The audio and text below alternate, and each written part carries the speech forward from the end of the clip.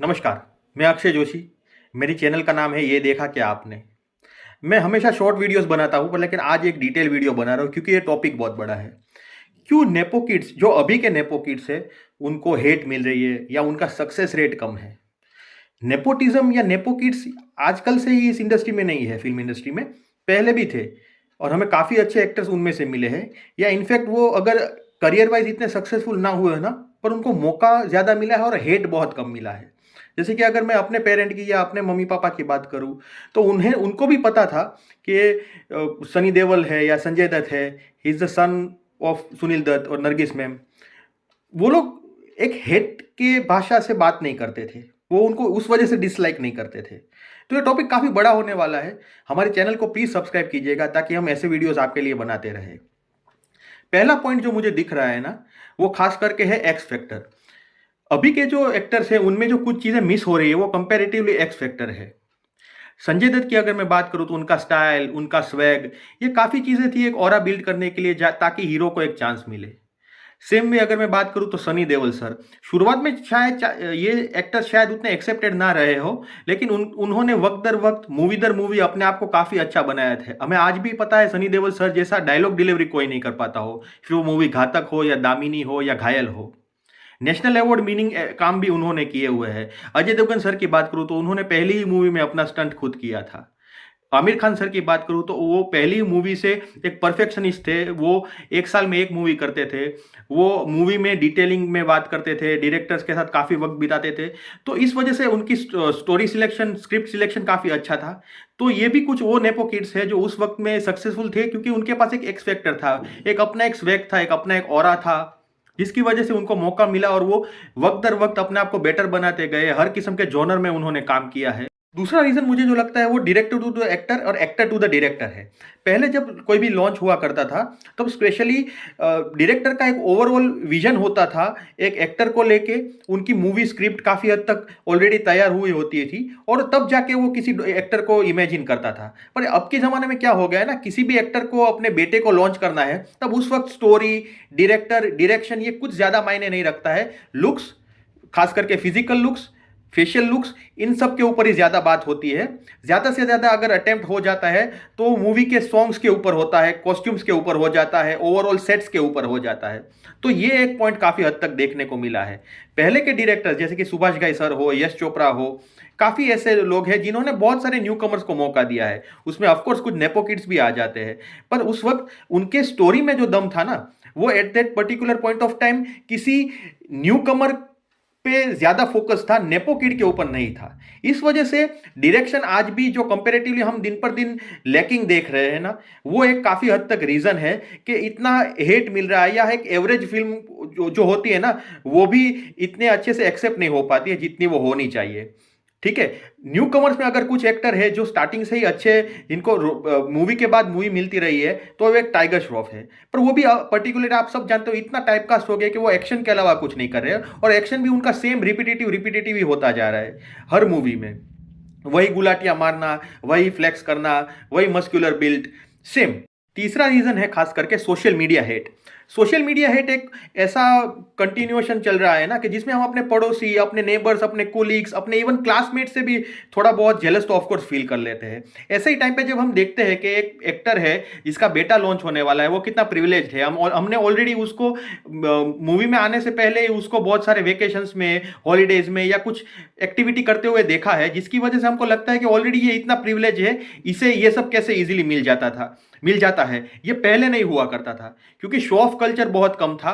Okay, और audience connectivity ज्यादा थी, इसलिए पहले मूवी को मूवी की तरीके से ही देखा जाता था। अभी सोशल मीडिया की वजह से ऑलरेडी हम काफी हद तक उसको जान लेते हैं, उनके कुछ काफी चीजों को, उनके नुआंसिस को, उनके एक्ट्स को काफी हद तक देख भी लेते हैं, जिसकी वजह से हम already as a new face उसे एक्सेप्ट करने से पहले उसे सीधा एक हेट दे देते हैं, जिसकी वजह से बहुत चांसेस है कि उसका डेब्यू तो छोड़ो, उसको इवन इतनी बुकिंग भी या इतनी टिकट्स भी नहीं बिकती है कि वो कोई अपनी सेकंड मूवी तक वो बीट कर पाए। 90s की एक और अच्छी बात थी कि उस ज़माने में गाने बहुत अच्छे बना करते थे। गानों की वजह से एक चीज़ होती थी कि जब भी वो चित्रहार में या मूवी या फिर किसी भी टेलीविज़न में जब बजते रहते थे, तब काफ़ी हद तक लोग उससे रिलेट कर लेते थे। रिलेट करने की वजह से वो अपने आप को उन एक्टर्स में इमेजिन करने लगते थे, जिसकी वजह से उन एक्टर्स को काफ़ी हद तक ये फ़ायदा मिला था कि सब उनके इतने अच्छे जेन्युइन फैन्स बन जाते थे कि उनको अच्छे तरीके से एक्सेप्ट कर लिया जाता था। ऐसा नहीं है कि उन किड्स ने बहुत ही कम कम फिल्में की है, वो भी इतनी ज़्यादा फिल्म करते थे। आपको पता ही होगा कि 90s में जो शिफ्ट्स होती थी, वो सब साल में 11-11, 19-19 फिल्में भी एक्टर्स ने की है। उसमें से भी काफ़ी फिल्में ऐसी भी है जो फ्लॉप रही जाती थी, पर गाने ऑलवेज एक्सट्रीम और अच्छे रहते थे, जिसकी वजह से लोग दर लोग उनके फैंस बनते जाते थे। तो ये भी एक बहुत इंपॉर्टेंट रीज़न था कि अच्छी तरीके से हीरो को एक्सेप्ट किया जाता था, फिर भले ही वो आउटसाइडर हो या फिर वो नेपो किड हो। पॉइंट है ओटीटी मीडियम। ओटीटी मीडियम जैसे कि नेटफ्लिक्स हो गया, अमेजोन हो गया, लायंस गेट हो गया, ये काफ़ी सारी ऐसे मीडियम्स है, प्लेटफॉर्म्स है, या इवन इससे ये सब जब नहीं थे उससे पहले भी हमने काफ़ी हद तक फॉरेन मूवीज देख ली थी। हमने फॉरेन मूवीज इतनी देख ली है ताकि अब हमें कोई भी अपना इंडियन कंटेंट होता है ना, वो बिलो एवरेज लगता है। मतलब बहुत ही हद तक चांस है कि पहले तो हम, आजकल की जो जनरेशन है वो हिंदी मूवीज देख भी नहीं रही है, नहीं देख रही है। इसकी वजह से उनको कोई फर्क नहीं पड़ता कि ये हीरो है, हीरोइन है, ये नेपो किड है या आउटसाइडर है, उनको ज्यादा कोई फर्क नहीं पड़ता। हाँ, अगर कोई कॉन्सेप्ट ड्रिवन मूवी है या फिर एक इंस्पायर्ड मूवी है या फिर पहले की कोई मूवी थी जो उन्होंने कभी देखी और या उसका सीक्वल आ रहा है, तब जाके कहीं जाके उनको ये चीज पसंद आती है। अदरवाइज अब की जमाने में जब सबके पास मनी हिस्ट जैसा कॉन्सेप्ट मिल जाता है, सबके पास जब स्क्विड गेम मिल जाती है, मेमेंटो जैसी मूवी, गजनी एक बहुत ही सुपर हिट मूवी थी, पर वो मेमेंटो का एक पूरा रीमेक थी, जिसकी वजह से आजकल के जनरेशन को जब ओरिजिनल इतने अच्छे डबिंग में यूट्यूब में अच्छे अच्छे प्लेटफॉर्म्स में देखने को मिल जाता है, तो उनका हिंदी मूवीज की तरफ या हिंदी वेब सीरीज की तरफ इतना झुकाव कम है कि नए स्टार को मौका मिलना वैसे भी मुश्किल है। पॉइंट जो इंपॉर्टेंट पॉइंट है, कंपैरिजन जोन। कंपैरिजन जोन एक ऐसा जोन है जिसमें हम एक किसी भी एक पर्टिकुलर इंसान की ABCD जो अच्छी हो ना, पर अगर हमें वो नहीं चाहिए ना, तो हम उसकी FEGH पे ही बात करते रहते हैं। स्पेशली अगर मैं बात करूं ऐसे कुछ केसेस में, तो अभिषेक बच्चन एक अच्छा एग्जाम्पल है, तुषार कपूर एक अच्छा एग्जाम्पल है। अब देखा जाए तो तुषार कपूर को बहुत ही ज्यादा गोलमाल के लिए फेम मिला, ठीक है, इसका मतलब वो कहीं जाकर एक्टिंग में तो अच्छे ही है, पर पहले से ये कंपैरिजन जोन जोन रहा जितेंद्र सर को लेके। Same way Kumar Gaurav sir, Rajendra Kumar अपने जमाने के एक बहुत ही हिट एक्टर थे, कुमार गौरव साहब को भी उसी कंपैरिजन जोन में डाल दिया गया था। और आगे जाकर मैं बात कर रहा हूं एक मेन बड़े एक्टर की, continuation with the Amitabh Bachchan legacy. Abhishek Bachchan was always under the burden and pressure of performing best, more best than even his father. तो हमेशा से ये कंपैरिजन जोन की वजह से क्या हो जाता है ना, हम पर्टिकुलरली उस एक्टर में वो चीजें ढूंढ रहे होते हैं जो हमें उसके पिताजी या उनके ग्रैंड फादर्स में पसंद आती है, पर वो नहीं देख पाते हैं, या इवन एक स्क्रिप्ट चॉइस भी उनके पास उतनी हद तक नहीं पहुंच पाती अच्छी वाली कि जिसमें वो अपना बेस्ट दे पाए। बारिंग के ये सब अच्छे एक्टर्स ऑफ कोर्स है, तो कंपैरिजन जोन की वजह से भी कुछ एक्टर्स अपना बेस्ट नहीं दिखा पाए या फिर वो उस हिसाब से एक्सेप्ट ही नहीं हो पाए ऑडियंस की तरफ से। अगला पॉइंट है पेरेंट्स शेल्टर। देखिए, काफी हद तक जब पहली मूवी आती है ना, तो फादर हो या मदर हो पूरा अपने कंधों पे हर चीज की जिम्मेदारी ले लेते हैं, जैसे कि वो प्रीमियर्स रखते हैं, जैसे कि वो बहुत बड़ी पार्टीज रखते हैं, वो काफी हद तक ग्रैंडी और हर जगह पे प्रमोशंस के वक्त भी पहुंच जाते हैं। पर विकी कौशल, रणबीर कपूर जैसे एक्टर की बात करें ना, जो कि अपने जिनके पेरेंट्स ऑलरेडी इंडस्ट्री में पहले से थे, उन्होंने कभी भी अपने बच्चों के साथ या अपने किसी भी मूवीज में उतना साथ उनके साथ प्रमोशंस में वक्त नहीं बिताया है। उन्होंने उनको खुला छोड़ दिया था, मतलब एक तरीके से कहा जाए ना तो आप उनको खुद प्रूव करने के लिए छोड़ दिया गया था कि आप अपना हिसाब से अपना देख लो। ऐसा नहीं है, ऐसे टाइम पे कई बार रणबीर कपूर जैसे एक्टर को तो काफी प्रोड्यूसर्स का भी सपोर्ट मिला था कि वो प्रमोशंस के वक्त या बड़े बैनर्स उनको इजीली मिल गए थे। पर विकी कौशल एक अगेन ऐसा टैलेंट है जिसे मसान जैसी मूवी, इवन रमन राघव 2.0 जैसी मूवीज कर करके अपना लोहा मनवाया था। तो ये पेरेंटल शेल्टर जो कई बार आ जाता है ना, वो ऑलरेडी ये सबको दिखा देता है कि ये एक इंटरफियरेंस रहेगा, या काफी बड़े बैनर्स को, बड़े डायरेक्टर्स को ये लगता है कि ये एक्टर्स को लेके अगर हम स्क्रिप्ट या कुछ रोल सिलेक्शन करवाएंगे ना, तो ऑफकोर्स इनकी पेरेंट्स की या इनके फैमिली मेंबर्स की कोई दखल अंदाजगी आएगी। ठीक है, सारा अली खान, रोहित शेट्टी ने ये बात की थी, हालांकि मैं सारा अली खान का कोई बहुत बड़ा फैन नहीं हूं, पर मैं ये बात बोलना चाहूंगा कि जब वो मेरे पास ऑफिस में आई ना काम मांगने के लिए, वो अकेली आई थी, वरना मैनेजर्स के मैनेजर्स, PR बहुत सारे लोग आ जाते हैं अगर वो नेपो किड है तो बात करने के लिए। और मुझे सैफ अली खान का, अमृता सिंह का एक भी फोन नहीं आया था कि आप ऐसा रोल दीजिएगा या थैंक यू आपने मुझे रोल दिया। तो ये काफ़ी हद तक एक अच्छी देखने वाली बात है। हालांकि ये अगेन पीआर स्टंट भी शायद हो सकता है, ठीक है, पर अगर रोहित सर के मुंह से निकला है ना तो बात गलत नहीं होगी। तो जो पेरेंट्स शेल्टर होता है ना, वो कई कई बार जो बेनिफिट देना होता है ना, उससे ज़्यादा थोड़ा ड्रॉबैक ला देता है करियर के लिए। अगला पॉइंट है हाई टिकट प्राइसेस या फिर सिनेमा हॉल फेलियर।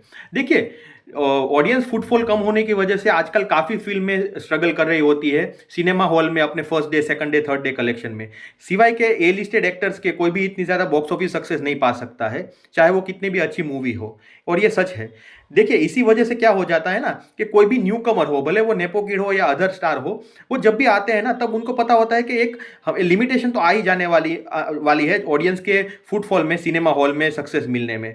क्योंकि पहले के ज़माने में क्या हुआ करता था ना, मुझे याद है बचपन में कुछ लोग ऐसे भी होते थे, जैसे कि हमारे पड़ोस में कोई बड़े भैया हो या फिर हमारे कोई पहचानने वाले हो या हमारा दोस्त का कोई बड़ा भाई हो, तो वो हमें कुछ सिनेमा में ऐसे ही ले मूवी देखने ले जाया करता था।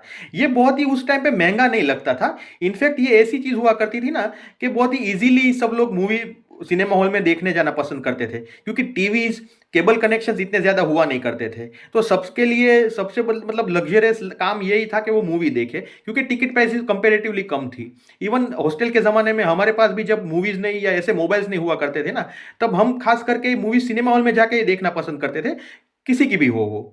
ठीक है, तो इस टाइम पे जब 1-1.5 महीने के बाद अच्छे ओटीटी प्लेटफॉर्म में अच्छी प्रिंट के साथ जब मूवी आ रही है, तो किसी भी नेपो किड के लिए ये मुश्किल ही रहने वाला है कि उनको बॉक्स ऑफिस सक्सेस मिले। और जब बॉक्स ऑफिस सक्सेस नहीं मिलती है ना, उसकी वजह से एक लिमिटेशन तो प्रोड्यूसर्स या इवन डायरेक्टर्स या काफ़ी लोगों में आ जाती है कि भैया ये इतना बिजनेस करके नहीं ला पा रहा है, जिसकी वजह से हम उसको अपनी दूसरी फिल्म या तीसरी फिल्म में बहुत प्रॉब्लम मिल जाती है। तो अगेन यहाँ पे वही चीज़ आती है कि ये एक रीज़न खास करके है कि जब जाके उनके पेरेंट्स को इन्वॉल्व होना पड़ता है या फिर अपने किसी पहचान वाले को एक पुश देना पड़ता है। अगला पॉइंट है मीडिया परसेप्शन। देखिए, आज हम किसी भी इंटरव्यू में देखते हैं कि एक इंटरव्यू चल रहा है जहाँ पे कोई आउटसाइडर है, लाइक अली फजल, विक्रांत मैसी, वो अपनी एक स्ट्रगल की बात करते हैं, ठीक है, या अपने एक प्रोसेस या अपने एक जर्नी की बात कर रहे होते हैं, और सेम टाइम पे उनको नेपोटिज्म के बारे में पूछा जाता है। और वही जर्नलिस्ट या वही मीडिया हाउसेज ऐसे भी है जो उन नेपो किड्स का भी इंटरव्यू ले रहे होते हैं। तो ऑलरेडी जब ये मीडिया में एक रील्स या जब कुछ ये कोई वीडियोस वायरल होने लग जाते हैं ना, तब एट दैट टाइम हम जयदीप अहलावत सर या राजकुमार राव इन सब की तरफ काफ़ी हद तक झुकाव दे देते हैं। वो सब अच्छे एक्टर्स हैं, नेपो किड भी अच्छे एक्टर है, पर ऑलरेडी जो एक झुकाव होता है ना, एक दिमागी सोच होती है ना, क्योंकि मोस्टली मूवी या फिर हमारी इंडियन जो ऑडियंस है वो मिडिल क्लास है, ठीक है, तो एक मिडिल क्लास का ऑलरेडी एक झुकाव चला जाता है उन एक्टर्स की तरफ जो स्ट्रगल करके या जो हार्डशिप्स देख देख के आगे बढ़े हुए हैं, जिनको अपनी सक्सेस 10 या 15 फिल्मों के बाद, साइड आर्टिस्ट, कैरेक्टर आर्टिस्ट बनने के बाद मिली है।